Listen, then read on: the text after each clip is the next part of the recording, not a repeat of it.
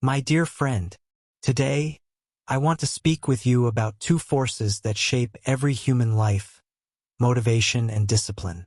They sound similar, but they are worlds apart. One burns bright and quick like a spark. The other is like a steady flame that warms the soul even on the coldest nights. Both have their place, but one is fleeting and the other endures. One pushes you to start, but the other carries you through storms. And if you truly want to grow, to transform your life, you must understand the difference. Part 1. The nature of motivation. Motivation is beautiful. It is the feeling that makes you leap out of bed in the morning. It is the surge of energy after watching an inspiring video or hearing a powerful story. It is that sudden desire to change your life, to eat healthier, to learn, to meditate, to become better. But motivation is also temporary. Like the morning dew, it evaporates as the sun rises. It depends on emotion, and emotions are like the weather, always changing. Let me share a memory from my early days in the monastery. Pause. When I first joined, I was full of motivation. I imagined waking before sunrise, meditating in peace, mastering the scriptures, and living a life of wisdom. For the first few weeks, I was unstoppable. I woke before the bell, eager and inspired. But as days turned to weeks, the excitement faded. The 4 a.m. bell felt colder. The meditation hall felt harder. My mind whispered, "You can rest today. You've done enough." And just like that, the motivation that once felt limitless was gone. Have you felt this too? That rush of energy when you start a new habit, and the slow fade when reality sets in? This is the truth about motivation. It is a spark, not a source of fuel. It is useful to ignite action, but if you rely on it alone, your fire will die the moment the winds of difficulty blow. Part 2. The power of discipline. Now let us speak of discipline. Discipline is not glamorous. It does not arrive in a burst of excitement. It is quiet, steady, and often uncomfortable. But it is the force that builds temples, writes books, raises children, and transforms ordinary people into masters. Discipline is waking up when the alarm rings, not because you feel like it, but because you said you would.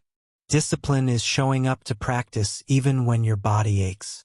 Discipline is choosing water over soda, silence over distraction, and purpose over pleasure.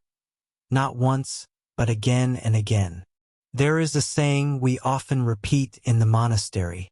Motivation asks, "Do I feel like it?" Discipline says, "It doesn't matter."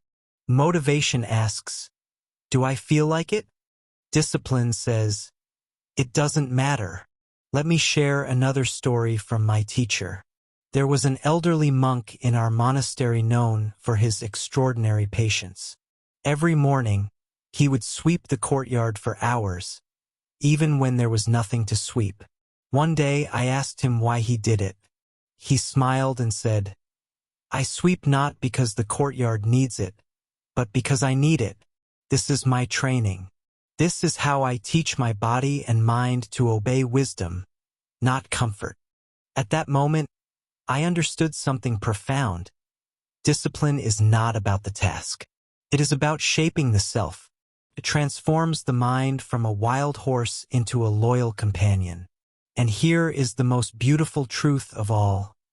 Discipline creates motivation. When you show up consistently, even when you don't feel like it, your mind begins to trust you. And when your mind trusts you, it gives you energy, and that energy becomes motivation again. Motivation starts the cycle. Discipline sustains it. Part 3. The trap of relying on motivation. Many people live their lives trapped by motivation. They wait for the right mood, the perfect timing, the spark to appear. They say, "I'll start when I feel ready." But my dear friend, you may never feel ready. The mind is clever. It will always find a reason to delay. And so, days become weeks, weeks become years, and dreams remain dreams. There is a parable we tell young monks. A man once stood by a river, waiting for the water to stop flowing before he crossed. He waited all his life, but rivers never stop flowing. They are meant to be crossed while they flow. The same is true of life. Don't wait for motivation to appear. Step forward with discipline, even if the current feels strong. Part 4. Motivation versus discipline. Let us compare the two deeply, side by side. Motivation is emotional. Discipline is intentional. Motivation depends on mood. Discipline depends on decision. Motivation pushes from behind. Discipline pulls from within. Motivation is the spark. Discipline is the wood that keeps the fire alive. Both are needed, but only one is enough. And that is discipline. Think of the rising sun. It does not ask whether it feels like rising. It rises because that is its nature. Think of a river. It does not pause because the path is rocky. It flows because that is what rivers do. When discipline becomes your nature, effort disappears. What once felt hard becomes as natural as breathing. Part 5. Building discipline, a monk's approach. How, then, do we cultivate discipline? First, start small. A mountain is climbed one step at a time. Choose one simple habit and commit to it daily. Even if it is just 5 minutes of meditation, do it without fail. Second, honor your word. If you tell yourself you will do something, do it no matter how you feel. This builds trust within you, and self-trust is the foundation of discipline. Third, embrace discomfort. Discipline grows where comfort ends. When your mind says, "I don't want to," smile and do it anyway. Each act of resistance strengthens your inner will. Fourth, reflect. Don't judge. Some days you will fall. That is part of the journey. Instead of guilt, practice curiosity. Why did I fail? What can I learn? Then stand and walk again. Finally, remember your why. Discipline without purpose is punishment. Discipline with purpose is liberation. Remind yourself daily why you walk this path. A strong why fuels your will even when motivation fades. Part 6. The Monk and the Mountain. Let me end with a story. Long ago, a young monk wanted to climb a sacred mountain where it was said one could hear the voice of truth. Full of motivation, he started his journey. On the first day, he climbed swiftly. On the second, his legs ached. On the third, rain poured and the wind howled. He wanted to turn back. An old monk he met on the path asked, "Why do you walk, young one?" "To hear the voice of truth," he replied. "Then do not ask your legs if they wish to walk. Ask your heart if it wishes to know truth." The young monk continued, step by step, breath by breath. Weeks later, he reached the summit, and in the silence of the mountain top, he heard not a voice from the heavens, but the quiet strength of his own soul. The lesson is simple. Motivation began his journey, but discipline carried him home. My dear friend, your life will not be shaped by the moments when you feel inspired. It will be shaped by the mornings when you rise despite tiredness, the evenings when you choose growth over comfort, the countless small choices made not from emotion but from intention.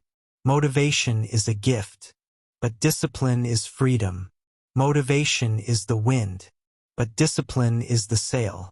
And remember, even monks do not feel motivated every day. But we bow, we walk, we sweep, we meditate, not because we feel like it, but because it is our path. And with time, that path leads us beyond who we were, into who we are meant to become. So I ask you now, what is one small discipline you will begin today? Pause. It may not seem like much, but step by step, it will build the life you dream of.